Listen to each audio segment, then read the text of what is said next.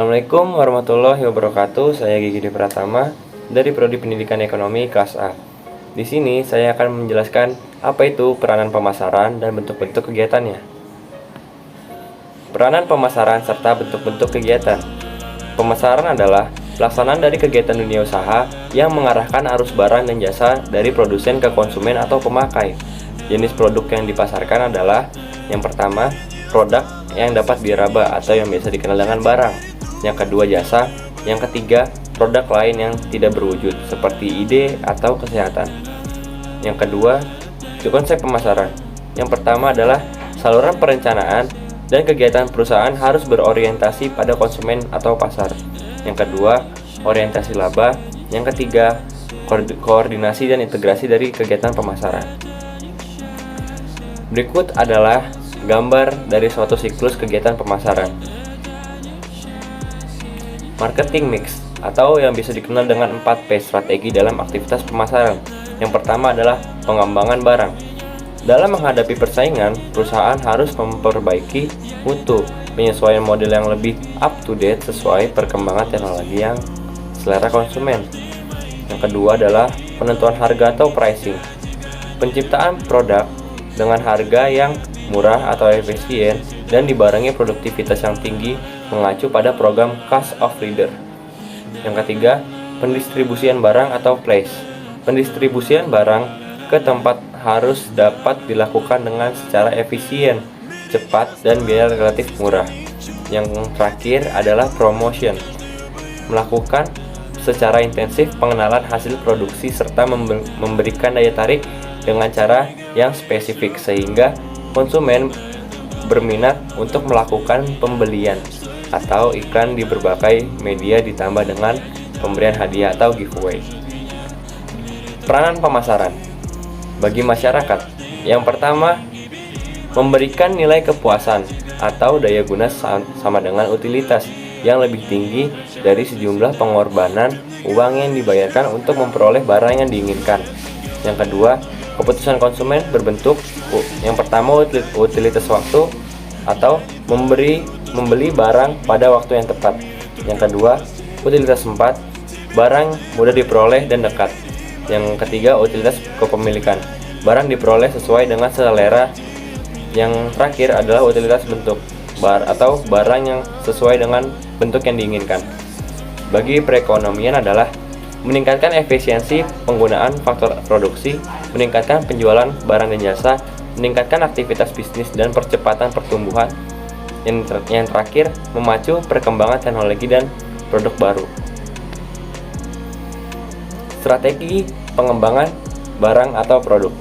Strategi pengembangan barang atau produk biasanya diterapkan pada perusahaan yang berbasis perkembangan teknologi sangat cepat disertai dengan pesatnya persaingan.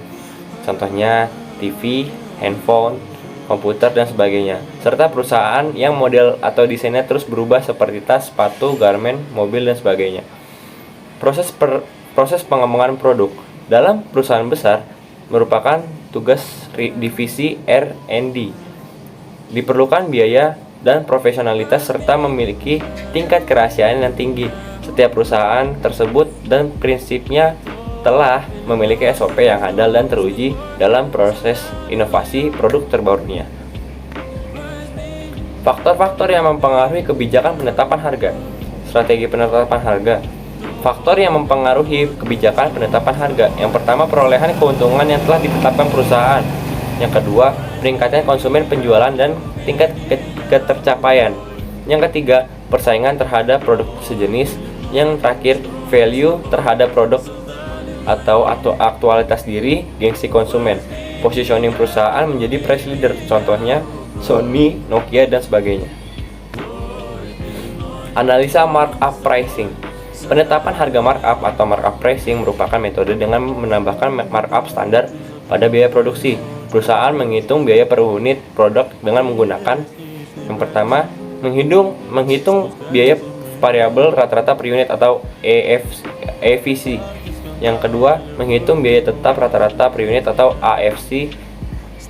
Terus dapat diketahui biaya per unit atau EC. Data analisa pendukung berdasarkan realisasi prestasi, maka EC sama dengan FVC ditambah AFC.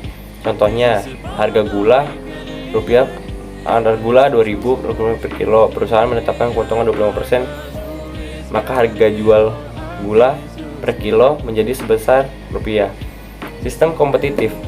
Perusahaan penetapan harga jual produknya sama dengan uang yang berlaku di pasar terhadap produk sejenis, contohnya sepatu, kertas, serta harga jual yang ada di restoran. Sistem terobosan atau penetrating pricing sering dipakai perusahaan ketika melakukan peluncuran produk baru yang menetapkan harga pada tingkat terendah dengan harapan dapat memaksimumkan volume penjualan. Dengan diberlakukannya sistem ini dimaksudkan yang pertama, tercapainya volume penjualan yang tinggi. Yang kedua, diharapkan perusahaan mampu memasuki pasar di berbagai daerah. Yang ketiga, bertujuan untuk mempunyai perusahaan yang lebih mapan, contohnya mobil Avanza versus mobil Xenia. Penetapan harga berdasarkan permintaan banyak diterapkan pada perusahaan jasa transportasi, contohnya kereta api atau penerbangan, di mana perusahaan tersebut menerapkan tarif yang berbeda berdasarkan A. hari biasa dan libur, yang B. kelompok pelajar, umum, pensiunan, serta pemegang kartu kredit bank tertentu. Strategi penetapan harga rendah pada produk berkualitas. Penetapan strategi ini bertujuan sebagai daya tarik konsumen agar volume barang terjual lebih meningkat.